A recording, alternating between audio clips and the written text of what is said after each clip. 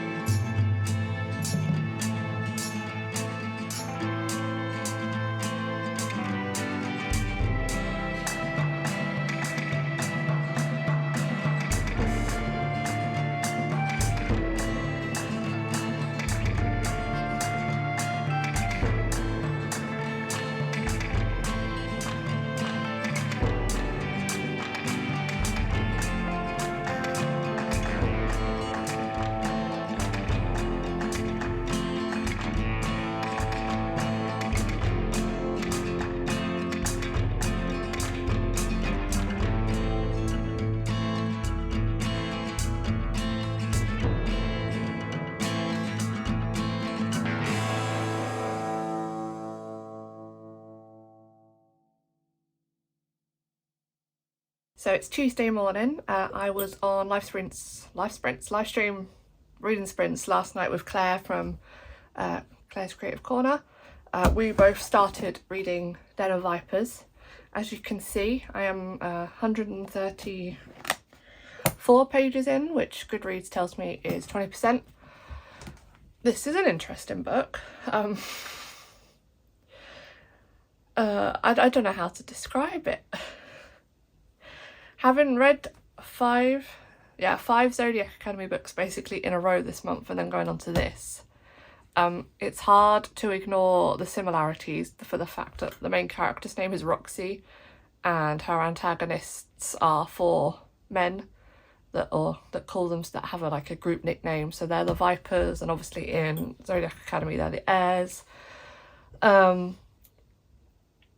But yeah, and she's feisty and she fights back, which we know Tori / Roxy does in Zodiac Academy. Vampire Academy is a different series.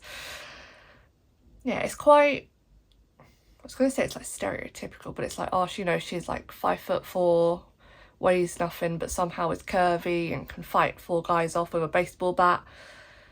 I'm sure it's possible, but I wouldn't be able to do it. And now she's being held captive, but it's in a really nice penthouse, and they're buying her clothes and making her room nice, and I'm sure it's someone's fantasy, but it's not mine. But yeah, the first page of this book, let me see if I can show you. You'll have to ignore obviously all the swearing, but there should be a space there. Has this book not been proofread? And there's another one where the line just ends. I don't know if I can find it. Here, the bottom line here of what I say, since it. And then you go to the next page. And it continues it didn't just completely stop on the line where it shouldn't have. So I guess most of my issues with this book at the moment are the printing of it. The story's very... I'm not sure what the plot is. At the moment, she's just being held captive and wanting to sleep with all of them, which I feel it's very quick Stockholm Syndrome. I don't think it tends to happen that quickly if it does happen, but what do I know? But yeah, that's where I'm up to at the moment. So far me and Claire have just really enjoyed laughing at it, which, I mean, good for this person for writing a book, but it makes me feel like I could write a book, because I don't think what I'd write would be any worse than this. But yeah, I'm gonna get some work done and then catch up with you all later.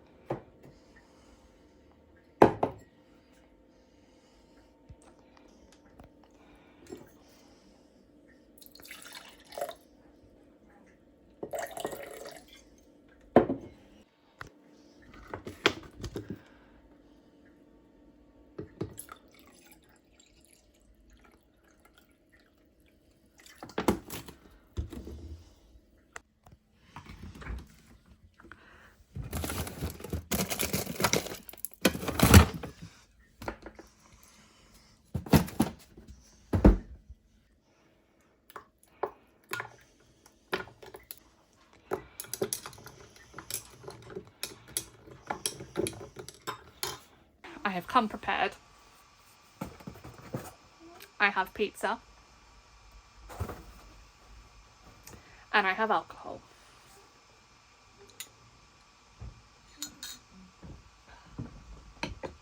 Right.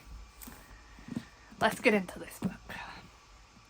So I rated it 2 stars. It was going to be 1, but actually the stuff where they're not having sex wasn't terrible, so I gave it 2. Maybe it's 1.5 and I'm being kind, but I don't know. Like, first off, let's find it.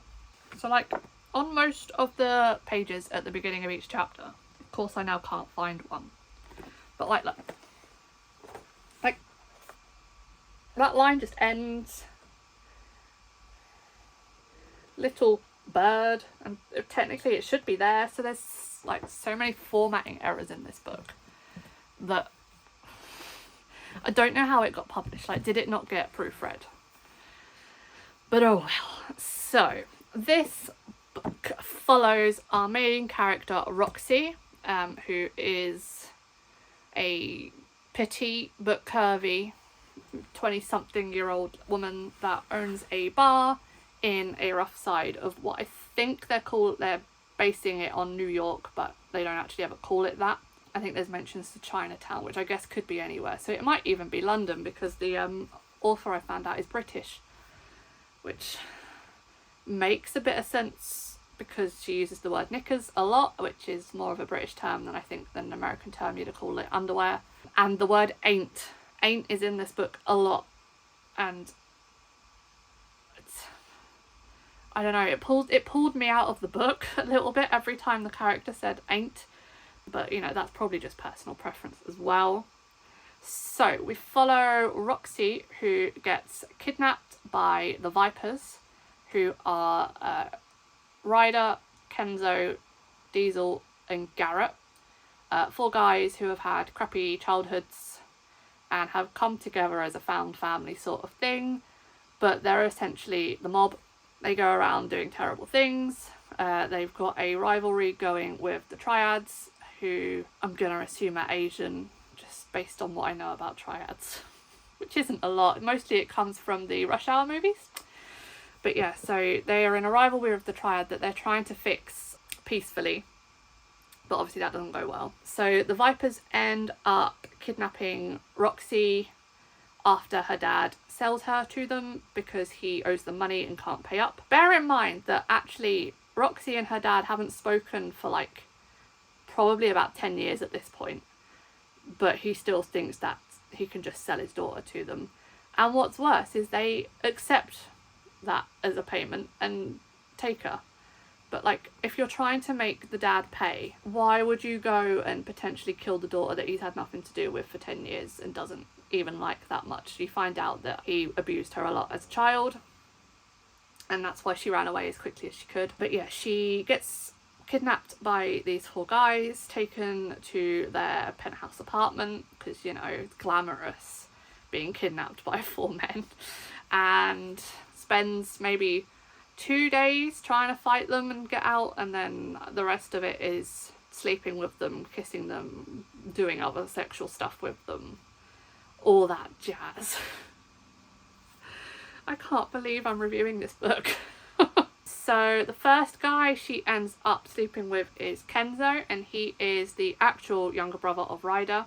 So Kenzo is the gambler. He likes game strategy. He owns a lot of casinos in the city, and he basically makes a bet with her and she loses, and the payment for him is sex. At this point, I don't think it's 100% consensual, but it turns out that Roxy's something of a sex addict. I think the amount she talks about it in this book, like even inappropriately, which we'll get to at some point. But yeah, so she sleeps with him and she's like, oh, I hate him, but like he's really good at that. So she kind of lets her guard down a little bit, and then it just happens with the others. Who does she sleep with next? I think she then sleeps with Diesel, who is very weird, and there is a scene in which he uses a knife as a toy, and I'm not going to explain it any more than that. If you know, you know, and if you don't know, you don't want to know. I wish I could not know half of this book. I wish I could forget that I've read this book. But oh well. Sorry, if I'm looking down, I've got some notes written on my iPad down there because I'm using my phone to film. So I'm going to skip forward a bit. So chapter 24, how far in is chapter 24? So chapter 24, it's less than 200 pages into a 600-page book. And the character whose perspective we're following, which is Ryder, he talks to himself, I guess, about, because it's written in first person, how he's falling for Roxy, but up until this point they have barely spent any time together. He is actively avoiding her when he can in the apartment, so that didn't make sense. And I was thinking, like, it kind of makes sense that she might be falling for them because Stockholm Syndrome, but she's not. At least she doesn't admit that she is, whereas he has admitted that he is falling for her. When I got to this point, I was talking to my friend Claire, who told me to read this book. She was going to buddy read it with me, but I've let her off the hook, to be honest. And she's like, it gets worse. I was like, oh joy. She wasn't wrong, it does get worse. I got to chapter 28 and then realised that I could never read or listen to the word cream again. Again, if you know, you know, and if you don't, I'm not being the one to tell it to you, because not good. Not good. I got to chapter 30 and they mentioned that she's been there less than a week, and I was like, up at this point, less than a week, but she has full on slept with 3 of the guys and has given the other one fellatio. We'll go with that word. So like, it's been less than a week and she's already, she gets around. I don't want to say that because I don't want to like blame her or like take away her empowerment, because I'm all for women doing what they want, but like less than a week, I feel like there'd be a more longer fighting period. If I was kidnapped by 4 guys, I don't think I would have done that in less than a week. What am I doing? Oh god. We get to chapter 37 and Kenzo mentions that he thinks he's falling in love. No, sorry, the words are, I fell in love with her slowly, and I laughed at that because like I said, it might have been 8 days by this point. So no, you didn't. You fell in love with her, allegedly, so quick. Oh, this book. So it goes on.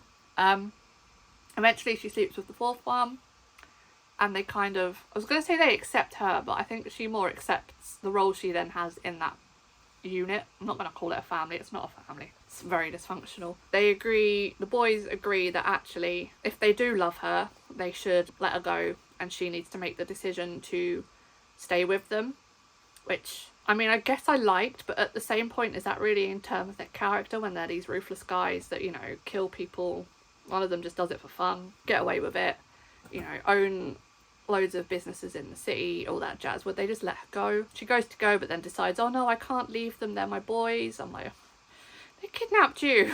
So she stays, and then 2 of them are very angry that she even considered leaving, and then there's a 2-on-1 scene, which, yeah, I can't go into too much detail about this book.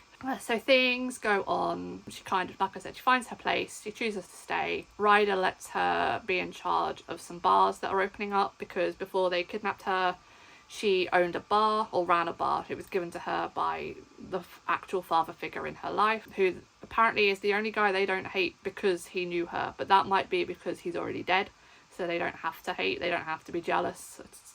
They're very possessive. And we get to a point where actually things are going quite well. So of course something has to go wrong, and Garrett runs into his ex-fiancée who tried to kill him, and he thought she was dead because he thought the other 3 had killed her, which they thought they had as well, but apparently she survived, although she's missing like half a face. And it brings back all his bad memories, and in a fight in the middle of like a coffee shop, which then has no repercussions, she steals his phone. She texts Roxy that Garrett needs her at some place, and Roxy takes a couple of guards and goes, because why wouldn't she assume it was from Garrett? Obviously it's not, and she gets kidnapped by the Triad. And this is where the book started to get interesting for me. So we're probably about 2/3 of the way in at this point. I think it's about page 400 that this starts happening, and you then have chapters from her point of view being like tortured by the Triad, although it doesn't really go into much, considering the amount of detail it goes into with the sex. It doesn't go into much detail with the non-sex parts of this book. And then there are chapters from the boys trying to get her back, and it was kind of like this romantic suspense sort of thing, which this is the reason it got 2 stars instead of 1. I enjoyed this bit, but I think it feels weird to say in a 600-page book that this part could have been longer, but like 90% of this book is sex, and if you cut some of that out there would be room for more of the story to progress, I think. I also think that after they save her from the triads, they could have ended the book there. It didn't need to go on for another 150 pages, but it does. There's a part when she's trying to get away from the triad before they ever officially kidnap her, because apparently she just loves getting kidnapped. She's like trying to scope it out, and she's like, oh, 3 guys, okay, I've taken on more than that, and I don't mean sexually. I was like, why is your brain going there? Like, sometimes I think the author is just trying to put sex into it whenever she can, and sometimes there's no need for it. If I was in danger about to be kidnapped by guys, I wouldn't be thinking about how many guys I've slept with at once. Is that just me? I don't know. It then gets to, so there's a part where she's getting tortured by the triad, and she just goes into this really philosophical, like, inner monologue about what it means to love and what family is and all that. I'm like, I guess you're kind of considering that you're, like, dying, but, like, it just seemed really out of place tonally for what this book is. So that was weird. But yeah, so obviously they save her from the triad. They kill the triad. They kill everyone that's ever worked with the triad.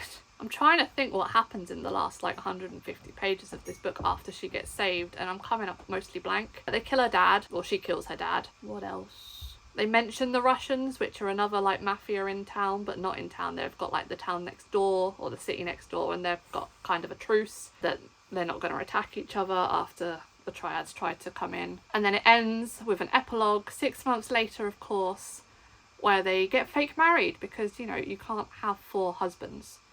It's not legal, but at least the book actually does reference the fact that it's not a legally binding marriage. It's a wild ride.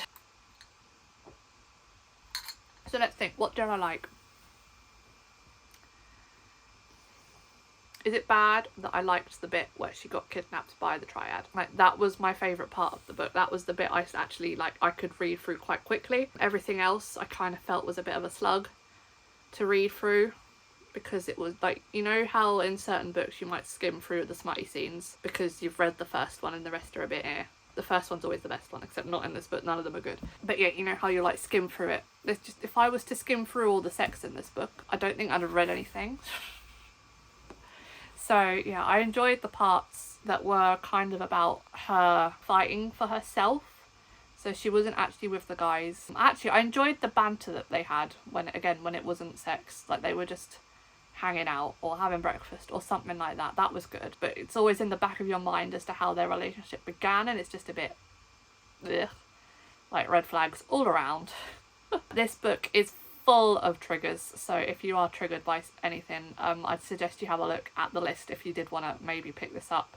But again, I don't think I'd recommend it. I feel like this book could have been really good if it had just been written slightly differently. Like, I think the story of a kidnappee falling for her captives could be a good dark romance. I'm not necessarily saying it's a good story because it's a bit, again, ick, but as part of a dark romance, I think it could work. And I think this book actually had a lot of things in it that could have worked if they hadn't focused so much on the sex. It was a lot. Like, I'd say 90% of this book is sex.